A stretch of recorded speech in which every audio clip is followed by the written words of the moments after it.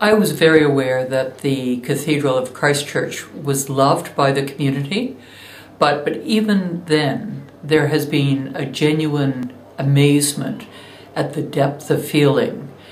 So I can be right outside into Canterbury, quite a distance away, the west coast, and people are still saying, "Tell us about the cathedral." So there's a deep, deep sense of loss. It was clearly, we talk about icon, but I would actually say it was their identity.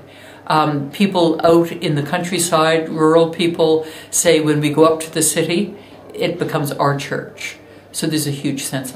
I've been told more times than I can count that actually it's not the Anglican Cathedral, it's the community cathedral, it's the Christchurch Cathedral, and that it's owned by the city. That's not true. It's owned by the Anglican Church. I prefer to see that as a positive because it shows that it really is public property. I would say that the cathedral was clearly communal, and it was often, quite often, also the public square. So it takes us right back to a 1,000-year-old notion of what a cathedral was, which was the heart of the community. Frequently, people would say, it's silly only to use it on Sunday. They obviously have never been there any other time. The place was, I can't say is, the place was wildly busy.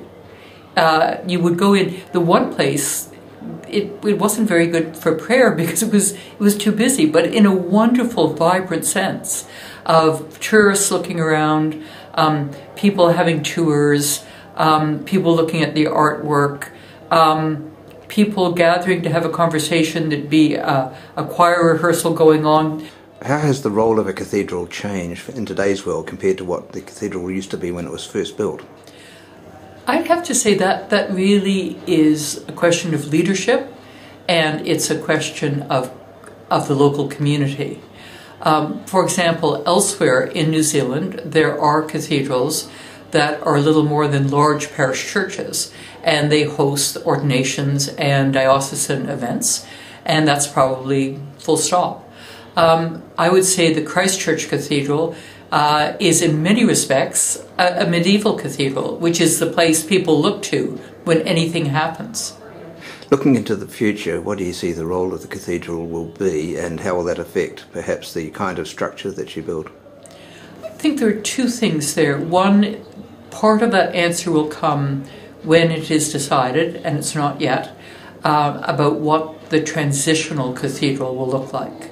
We know we have to do something quickly, and how that takes shape, where that is placed, and how that ministers will actually determine what follows, because that's just the way life is. But we still want it to be the identity, the icon of the city. There's no question about that. We still want it to be the site of wonderful, vibrant worship, and we want it to be the public square insofar as we have people with quite different viewpoints all speaking from there to not only the Christian community, but to thinking citizens everywhere. We hope to be back on the square. Question I have that people relocated overnight to Riccarton. I drive through that every day, going to my new place of work, office, and it drives me crazy. I don't like it, but they've settled in very, very quickly. And I actually do question how readily they will move back to the city centre. So that's my question. Right?